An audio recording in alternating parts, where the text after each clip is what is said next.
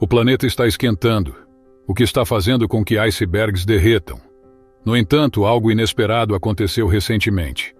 Uma bizarra tempestade de neve em Meca, o local mais sagrado do Islã. Há quem diga que grandes cidades podem atrair seguidores de falsas crenças, como sugerido por Jesus. O Apocalipse descreve a blasfêmia contra Deus usando a figura de uma mulher prostituída. Este vídeo que estou recomendando explora um fenômeno intrigante na cidade sagrada do Islã. Estamos vendo algo surpreendente acontecer lá. Estou falando da Caaba, em Meca, onde pela primeira vez caiu neve. Isso despertou a atenção de muitos fiéis. Eles acreditam que isso pode ser um sinal divino.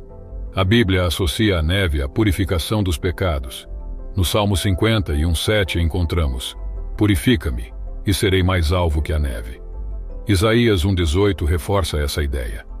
Ainda que vossos pecados sejam escarlates, tornar-se-ão brancos como a neve. Deus alertou os israelitas sobre o perigo dos falsos profetas em Deuteronômio 18:20. "O profeta que falar em meu nome sem que eu o tenha mandado, ou que falar em nome de outros deuses, morrerá."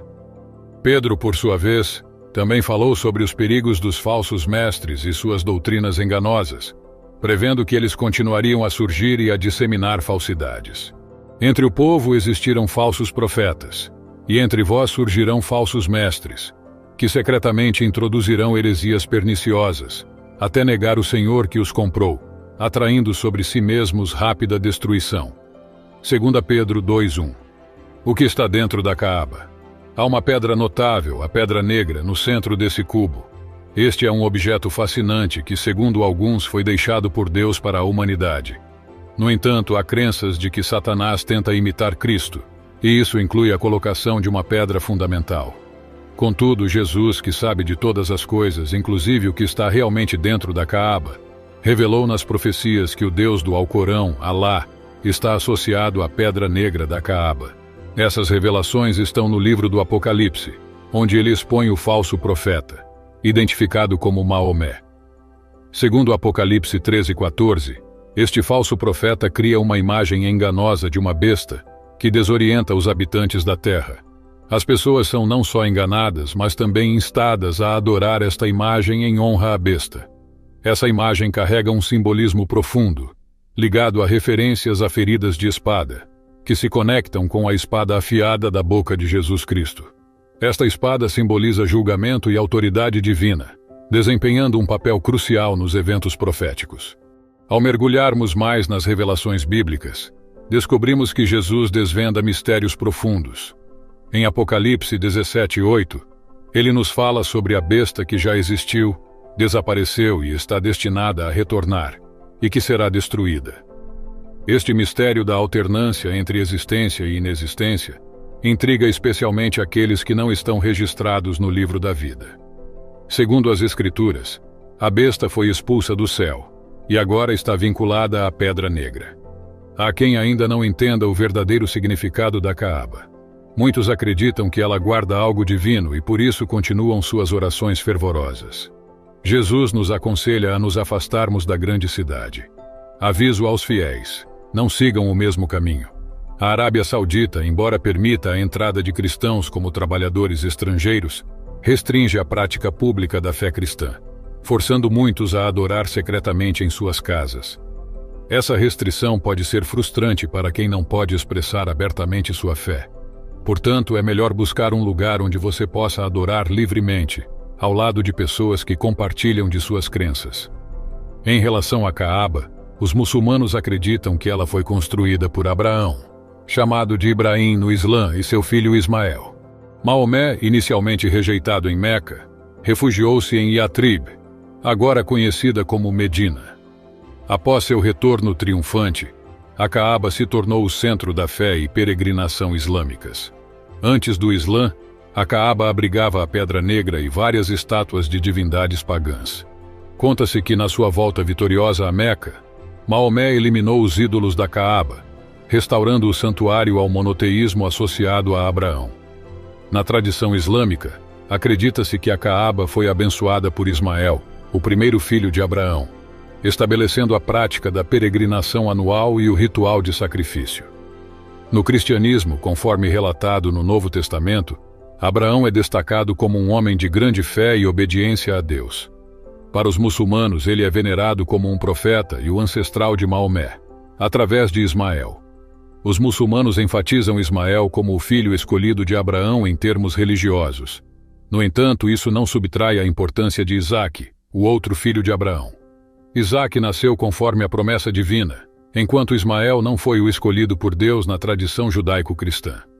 Na narrativa bíblica, Isaque é retratado mais como herdeiro do legado de Abraão do que como um guerreiro. Na história de Abraão, Agar é apresentada como a serva de Sara, sua esposa. Embora Sara fosse a escolhida por Deus, Ismael, filho de Agar, não é reconhecido como o herdeiro divinamente escolhido. Essa interpretação é frequentemente mal compreendida. O conceito do anticristo e do falso Deus é complexo. O anticristo, também conhecido como o homem do pecado, é descrito como alguém que, com o apoio de Satanás, fará milagres para enganar as pessoas antes do retorno de Cristo. Essa ideia é explorada em 2 Tessalonicenses 2. Deus parece estar enviando um aviso para as pessoas serem cautelosas sobre onde e como oram, alertando sobre a possibilidade de estarem adorando um falso Deus em vez do verdadeiro. O anticristo ou falso Deus é descrito como uma figura que surgirá num período de grande injustiça antes do fim dos tempos, trazendo corrupção e opressão por 40 dias ou 40 anos. Este ser marcará um dos sinais precursores do dia do juízo. Ele enganará muitos com milagres e falsos ensinamentos, inicialmente se proclamando como Jesus e mais tarde como Deus. Viajando pelo mundo, pedirá que as pessoas o sigam e as seduzirá com comida, riqueza e promessas de alívio de seus sofrimentos. Ele terá o poder de fazer milagres, permitido por Deus como um teste para a humanidade. Ele terá o poder de reviver os mortos, dividindo corpos e andando entre as metades, para depois ordenar que se reconstituam, voltando à vida. Esse ser possuirá a habilidade de desenterrar tesouros ocultos e fornecerá alimentos e riquezas para seduzir as pessoas a segui-lo. Contudo, um indício de que ele não é verdadeiramente divino será sua incapacidade de corrigir suas próprias deformidades físicas, apesar de todos os milagres que consegue realizar. Ele convocará suas forças para combater aqueles que resistem à sua influência. Os falsos deuses são aqueles que se proclamam porta-vozes de Deus, mas na realidade seguem suas próprias intenções. Jesus advertiu seus discípulos para se manterem vigilantes contra tais indivíduos. Ele não apenas alertou sobre os perigos representados por esses falsos deuses, mas também ensinou como identificar esses enganadores. Por que os falsos deuses são uma ameaça tão grande? Jesus, ao encontrar pessoas em busca de orientação, perdidas ou confusas, sempre agiu com compaixão. Ele as tratava com paciência e gentileza, uma abordagem contrastante à dos falsos deuses, que manipulam e enganam para alcançar seus objetivos. Quando confrontado com hipócritas religiosos e falsos mestres, Jesus reagia com uma justa indignação e uma corajosa convicção. Deus revela a existência do anticristo como um alerta para permanecermos vigilantes. É crucial não sermos desviados por falsos sinais ou templos enganosos. Todavia, Deus não deseja que fiquemos obcecados na busca pelo anticristo, pois isso pode nos esgotar e desestabilizar. Em vez disso, devemos focar em Deus, permitindo que sua luz guie nossos caminhos. Atualmente, algo impede o anticristo de alcançar o poder, mas essa barreira será eventualmente removida, permitindo-lhe dominar. Contudo, Deus intervirá, destruindo o anticristo e julgando aqueles que rejeitaram Jesus. Conforme Jesus ensinou, haverá grande lamento quando o Filho do Homem retornar, visto por todos, inclusive pelos que o feriram. Os ímpios serão separados e julgados, simbolizando a punição daqueles que rejeitaram o sacrifício redentor de Cristo. Portanto, mantenha firme a sua fé no plano divino. Deus preparará o caminho antes de seu retorno. Nosso papel é estar atentos aos sinais de Deus e orar diligentemente, preparando nossos corações para acolhê-lo. O surgimento de falsos deuses entre o povo de Yahvé, o Deus de Israel, representou um desafio constante. Israel era guiado pela voz de Deus, que o instruía através da lei, cuidava dele por meio do sacerdócio e o corrigia e orientava através dos profetas. Em alguns casos, Deus falava diretamente a indivíduos através dos profetas, como quando Natã repreendeu Davi por seu pecado com Batseba. Em outros momentos, os profetas traziam mensagens de advertência ou orientação para toda a nação de Israel. Contudo, surgiram deuses falsos que se aproveitavam dessa estrutura, oferecendo seus serviços divinos a líderes e reis. Eles alegavam falar em nome de Deus, mas na verdade buscavam benefícios próprios, frequentemente desviando o povo do caminho de Deus. Era um problema recorrente. As pessoas estavam dispostas a pagar para ouvir o que queriam, e esses deuses falsos estavam prontos para dizer qualquer coisa em troca de riquezas. Além disso, líderes sem escrúpulos frequentemente recorriam a esses falsos deuses para manipular e desviar Israel. O Antigo Testamento contém diversos versículos que condenam essas práticas e alertam contra os perigos desses falsos deuses. Os pecados dos falsos deuses incluíam várias práticas enganosas. Primeiramente, a lavagem cerebral. Eles distorciam a verdade, evitando confrontar Israel com seus erros. Em vez disso, ofereciam mensagens reconfortantes e encorajadoras, agradáveis àqueles que desejavam sentir-se próximos de Deus sem enfrentar desafios reais. Isso é evidente em Ezequiel 13. O segundo pecado era a ilusão. Esses profetas enganavam Israel, às vezes deliberadamente, outras vezes por acreditarem equivocadamente que suas próprias ideias eram divinas. Terceiro, vinham as mentiras. Deus não tolerava equívocos entre os profetas. Aqueles que atribuíam falsamente suas palavras a Deus estavam mentindo. Por último, a ameaça. Os falsos profetas frequentemente se opunham aos verdadeiros mensageiros de Deus. Sua popularidade, alimentada por mensagens agradáveis, colocava os profetas legítimos em risco, pois o povo tendia a preferir as profecias confortáveis desses impostores. Os deuses falsos não estão apenas no mundo externo, mas também em nossas concepções equivocadas. Deus não é uma entidade irada e vingativa, ansiosa para punir. Ao enfatizar sua santidade e seu justo julgamento sobre os erros humanos, podemos esquecer seu profundo desejo de ser misericordioso. Tanto a Bíblia quanto os ensinamentos de Jesus enfatizam que, embora a rejeição de Deus traga consequências, o foco divino está na misericórdia. Deus não quer que ninguém se perca. Sua abordagem para com a criação é repleta de amor e graça, não de ódio ou malícia. Portanto, ao pensar, falar ou orar a Deus, é vital ter uma compreensão correta de sua natureza. Isso inclui a questão da paz mundial e o retorno de Jesus, temas centrais no contexto do fim dos tempos. Quando os discípulos questionaram Jesus sobre o fim dos tempos, ele respondeu que ninguém, exceto Deus Pai, conhece o dia ou a hora exata, conforme está registrado em Mateus 24:36. Ao falar sobre o fim dos tempos, Jesus apresentou cenários que muitos interpretam como referências ao arrebatamento.